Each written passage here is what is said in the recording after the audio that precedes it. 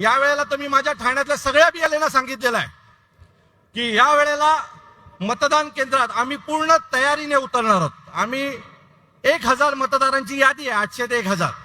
आता ज्या काही याद्या चालल्यात त्यात जवळजवळ प्रत्येक यादीमध्ये 200-250 लोक भेटतच नाहीये की हे कोण आहेत, त्यांचा पत्ता काय, अशा अनेक त्रुटी आहेत. सो या वेळेला आम्ही त्या याद्यांवर उत्तम काम करतोय. जी माणसं भेटत नाहीत त्यांना लाल पेनाने टिक मारायला घेतलेली आहे आणि त्याच याद्या बीएलएच्या हातात मतदान केंद्रात जाणार आहे.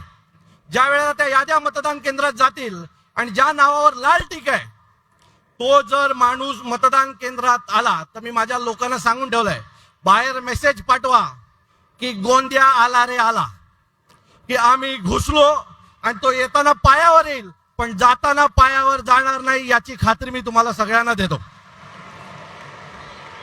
आणखी एक सगळ्यांना सांगतो, मुंबईचे बीएलए असो, ठाण्याचे बीएलए असो, सगळ्या बीएलएना सांगतो, जो सगळ्यात जास्त बोगस मतदान पकडून देईल ना त्याचा नागरिक सत्कार आम्ही ठाण्यामध्ये करणार.